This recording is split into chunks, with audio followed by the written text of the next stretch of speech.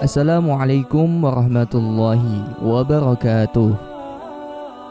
Nabi Isa adalah di antara Nabi dan Rasul Allah. Berbeda dengan manusia lainnya, Nabi Isa terlahir tanpa seorang ayah, dan ibunya adalah seorang wanita suci dan sholihah. Demikianlah jika Allah Subhanahu wa Ta'ala menghendaki sesuatu terjadi, maka ia pun akan terjadi. Sebagaimana contoh Nabi Adam alaihi salam, Allah ciptakan tanpa perantara ayah dan ibu.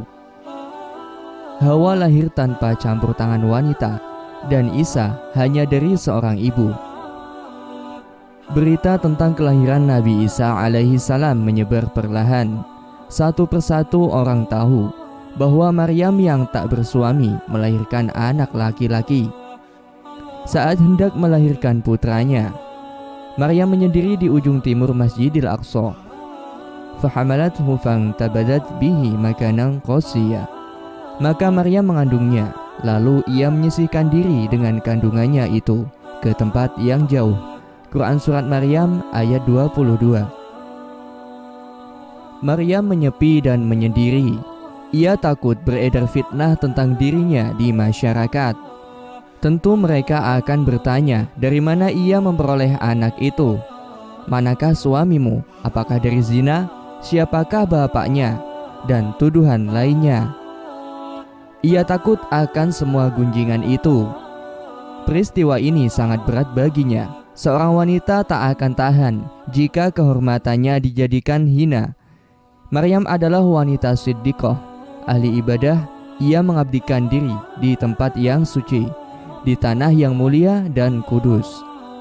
Disebutkan, keluarganya pun menanyakan tentang putranya, tentang Isa bin Maryam.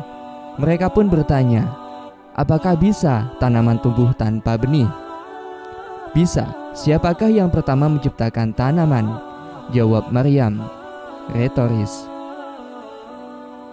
Mereka pun kembali bertanya, bisakah pohon tumbuh tanpa air? Bisa. Siapakah yang menciptakan pohon pertama kali? Jawab Maryam. Mereka bertanya lagi untuk yang ketiga kalinya, bisakah seorang anak lahir tanpa seorang ayah? Maryam pun menjawab lagi, bisa. Sesungguhnya Allah menciptakan Adam tanpa ayah dan ibu. Dan mereka pun terdiam. Keluarga Maryam adalah orang yang mencintai dan mengenalnya. Mereka pun tetap mempertanyakannya. Timbul sebersit rasa di hati mereka. Lalu bagaimana pula dengan orang-orang yang jauh?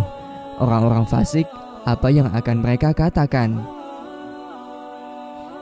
Manusia dalam keadaan Nabi Isa ini terbagi menjadi tiga. Pertama, orang-orang Yahudi. Mereka menuduhnya sebagai anak zina, karena menurut mereka, Maryam berzina dengan Yusuf an-Najjar.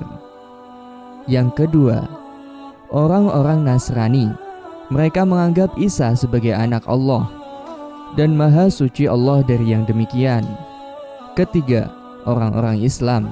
Mereka memuliakan Nabi Isa sebagai seorang nabi dan rasul, namun tidak berlebih-lebihan terhadapnya dengan mengimaninya sebagai hamba Allah. Kemudian Maryam pergi ke Bethlehem. Saat sampai di sana, ia pun berucap, ya laitani mislu qabla hadza wa kuntu nasyam mansiya. Aduhai, alangkah baiknya aku mati sebelum ini, dan aku menjadi barang yang tidak berarti, lagi dilupakan. Quran Surat Maryam ayat 23. Ia berharap seandainya mati karena beratnya keadaan. Lalu Allah Subhanahu wa Ta'ala menghibur Maryam, maka menyuruhnya dari tempat yang rendah, janganlah kamu bersedih hati. Sungguhnya Tuhanmu telah menjadikan anak sungai di bawahmu, dan goyanglah pangkal pohon kurma itu ke arahmu. Niscaya pohon itu akan menggugurkan buah kurma yang masak kepadamu. Maka makan, minum, dan bersenang hatilah kamu. Quran Surat Maryam ayat 24-26. Para ahli tafsir berbeda pendapat tentang siapa yang menyuruh Maryam dalam ayat ini. Sa'id bin Jubair, Ad-Dakhak, Amr bin Mu'aimun, dan lain-lain menyatakan bahwa itu Jibril. Mujahid, Al-Hasan, dan lain-lain menyatakan bahwa Nabi Isa berbicara kepada Maryam. Ia menghiburnya, "Wahai ibu, janganlah bersedih." Sang anak menunjukkan bahwa kelahirannya adalah mukjizat dan karunia dari Allah Azza wa Jalla. Maryam pun menjadi tenang. Setelah merasakan ketenangan, Maryam pulang dan bertemu kaumnya. Mereka berkata, maka Maryam membawa anak itu kepada kaumnya dengan menggendongnya. Kaumnya pun berkata, "Wahai Maryam, sesungguhnya kamu telah melakukan sesuatu yang amat mungkar. Hai saudara perempuan Harun, ayahmu sekali-kali bukanlah seorang yang jahat, dan ibumu sekali-kali bukanlah seorang pezina." Quran Surat Maryam ayat 27. Berbeda dengan keluarganya yang mempertanyakan keadaannya, orang fasik langsung menuduh Maryam. Mereka cerca Maryam dengan telah melakukan sesuatu yang sangat mungkar, yakni perzinahan. Mereka bawa-bawa kedua orang tuanya yang baik agar Maryam semakin malu. Mereka tuduh Nabi Zakaria lah yang mengzinainya tanpa pengadilan. Mereka hakimi Zakaria dengan membunuhnya. Di antara mereka juga ada yang menuduh Yusuf An-Najjar, sepupu Maryam, adalah bapaknya Isa. Maryam mengetahui anaknya mampu berbicara dan bersaksi untuk mereka.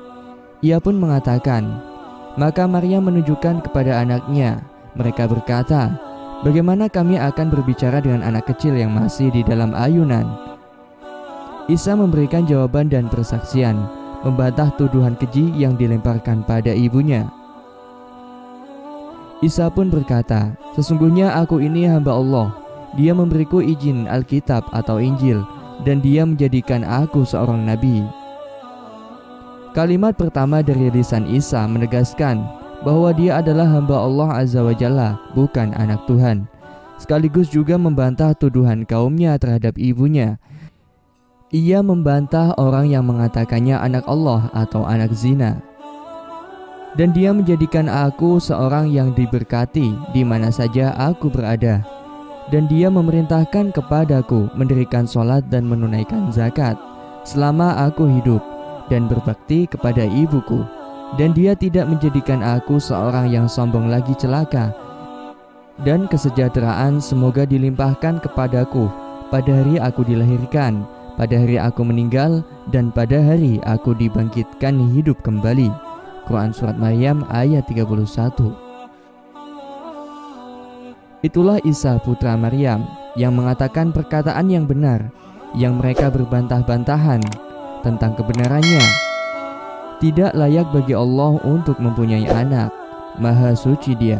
Apabila Dia telah menetapkan sesuatu, maka Dia hanya berkata kepadanya, "Jadilah," maka jadilah ia. Demikianlah kisah yang dapat saya sampaikan. Semoga bermanfaat dan dapat menginspirasi kita semua. Sampai jumpa lagi di cerita-cerita selanjutnya. Wassalamualaikum warahmatullahi wabarakatuh.